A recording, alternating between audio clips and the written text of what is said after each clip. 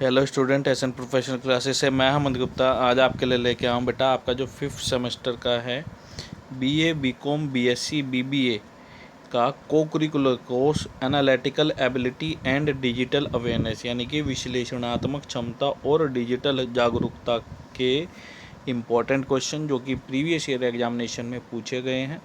तो चलिए student start करते हैं। इससे पहले भी हमने क्वेश्चन अपलोड किए हैं, यदि आपने उन्हें नहीं देखा तो आप उन्हें ज़रूर कंसीडर कर लेंगे।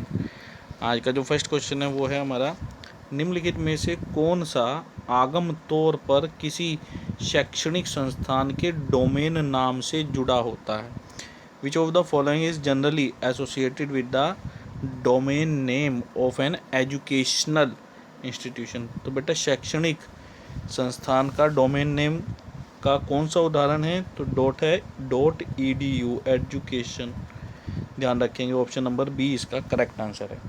यदि स्टूडेंट आपसे एजुकेशन ना पूछ के व्यावसायिक संगठन के बारे में बात करें तो जहाँ पर प्रॉफिट मेकिंग ऑर्गेनाइजेशन है तो वहाँ पर आएगा .com, और जहाँ पर नॉन प्रॉफिट ऑर्गेनाइजेशन होगा वहाँ पे आएगा NGO या ORG यानी कि ऑर्गेनाइजेशन, और .mil का मतलब है जो मिलिट्री से संबंधित ऑर्गेनाइजेशन है तो वहाँ पे आएगा .mil। तो 4 ऑप्शन कंसीडर कर लेंगे। नेक्स्ट क्वेश्चन है हमारा, निम्नलिखित में से कौन सा एक सर्च इंजन है। तो बेटा दिए गए ऑप्शन में जो करेक्ट आंसर है वो है गूगल। गूगल क्या है, एक सर्च इंजन है, जबकि बाकी अन्य क्या हैं, ये हमारे आपको ब्राउज़र हैं, ब्राउज़र के उदाहरण हैं। इस क्वेश्चन को ऐसे भी पूछ सकते हैं कि निम्न में से कौन सा अन्य से भिन्न है। तो फ्लैश, फायरफॉक्स, इंटरनेट एक्सप्लोरर ये क्या है, हमारे ब्राउज़र हैं, जबकि गूगल क्या है, गूगल एक सर्च इंजन है। चलिए वेब ब्राउज़र के बारे में जानते हैं। तो बेटा क्या होता है, वेब ब्राउज़र एक एप्लीकेशन सॉफ्टवेयर होता है। इसका उपयोग मुख्य रूप से वेब पेजेस, HTML फाइल्स और वेब सर्वर को खोजने के लिए किया जाता है, जबकि सर्च इंजन जो है सिर्फ एक वेबसाइट होता है। सर्च इंजन का उपयोग इंटरनेट पर कोई जानकारी खोजने के लिए किया जाता है। चलिए ये हमने यहाँ पर लिख भी दिया है, आप इसको अच्छे से देख लेंगे। नेक्स्ट क्वेश्चन है, समाज की ज़रूरतों को पूरा करने के लिए सरकार की क्षमता में सुधार के लिए IT के उपयोगों को क्या कहा जाता है। तो बेटा इस क्वेश्चन का जो करेक्ट आंसर है वो है e governance. Option number C इसका करेक्ट आंसर है। चलिए अब नेक्स्ट क्वेश्चन जानते हैं। नेक्स्ट क्वेश्चन है, जॉइंट फोटोग्राफिक एक्सपर्ट्स ग्रुप्स यानी कि JPEG का उपयोग कंप्रेस करने के लिए किया जाता है। किसको कंप्रेस करने के लिए किया जाता है, तो बेटा ये इमेजेस को कंप्रेस करने के लिए किया जाता है। साथ ही ध्यान रखेंगे अक्सर आपसे इसकी फुल फॉर्म भी पूछ ली जाती है। बेटा JPEG की फुल फॉर्म क्या है, तो JPEG की जो फुल फॉर्म है वो क्या है, जॉइंट फोटोग्राफिक एक्सपर्ट्स ग्रुप है। कई बार ऐसे भी पूछा जाता है JPEG में E का क्या मतलब है, P का क्या मतलब है, G का क्या मतलब है, या J का क्या मतलब है। तो यदि हमारे को फुल फॉर्म पता है तो एक इंडिविजुअल लेटर को भी हम इजीली बता पाएंगे। तो आपको इसकी फुल फॉर्म भी अच्छे से याद करनी है। चलिए नेक्स्ट क्वेश्चन है, बड़ा ही अच्छा क्वेश्चन है। सुहानी के शिक्षक VLE का उपयोग करते हैं, जो कि एक सॉफ्टवेयर टूल है जो ऑनलाइन पाठ्यक्रम वितरित करने के लिए डिज़ाइन किया गया है। इसका जो संक्षिप्त नाम VLE है, इसका पूर्ण रूप क्या है। तो बेटा ध्यान रखेंगे VLE का जो पूर्ण रूप है वो है वर्चुअल लर्निंग एनवायरनमेंट, आभासी शिक्षण वातावरण इसको बोलते हैं। ऑप्शन नंबर सी इसका करेक्ट आंसर हो जाएगा। चलिए नेक्स्ट क्वेश्चन जानते हैं। नेक्स्ट क्वेश्चन है,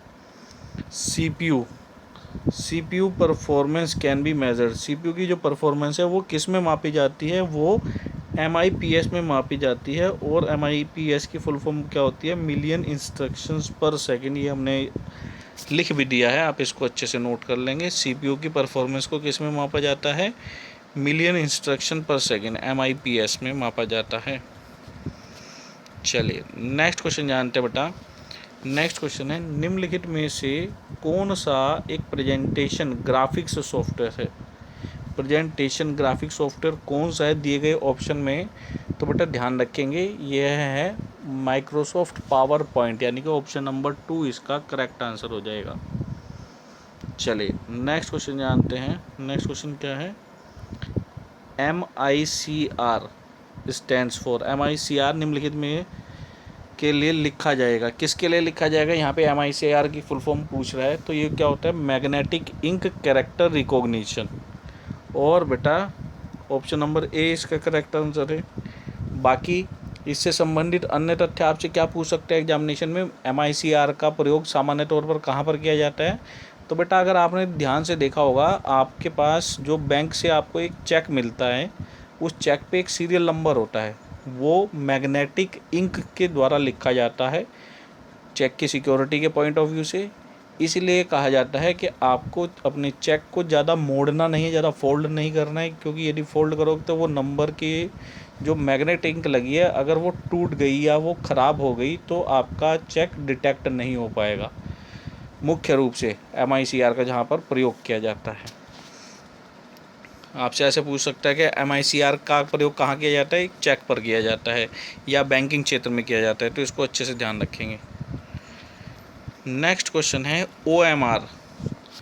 OMR का पूर्ण रूप क्या है? बेटा आपका विशेष तौर पे क्या होता है, जो आपके MCQ क्वेश्चन वाला पेपर होता है, जिसके लिए हम तैयारी भी कर रहे हैं, हमारा को करिकुलर कोर्स है, तो इसमें जो हम गोले गोले भरते हैं उनको क्या बोलते हैं? OMR, optical mark reader.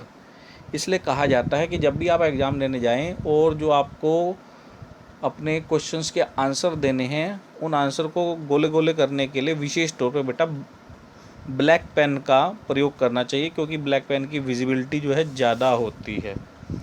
ठीक है ना? तो OMR का जो पूर्ण रूप है वो क्या है? ऑप्टिकल मार्क रीडर कहलाता है। ऑप्शन नंबर ए इसका करेक्ट आंसर हो जाएगा। चलिए अब नेक्स्ट क्वेश्चन जानते हैं। तो नेक्स्ट क्वेश्चन क्या है? बड़ा ही अच्छा क्वेश्चन है।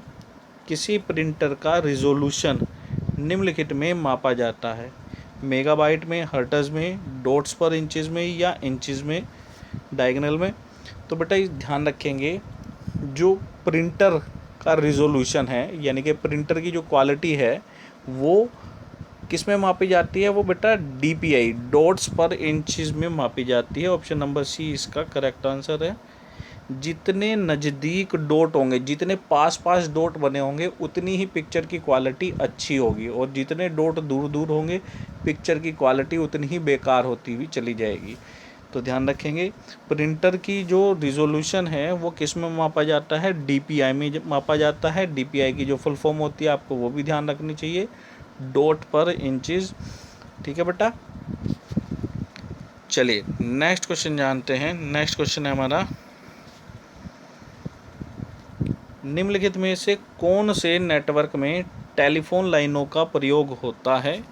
तो बेटा इस क्वेश्चन का जो करेक्ट आंसर है वो है वैन। वैन की जो फुल फॉर्म होगी वो होगी वाइड एरिया नेटवर्क। इसके अलावा आपसे कई बार फुल फॉर्म जब पूछता है तो ध्यान रखेंगे, पैन की क्या होती है?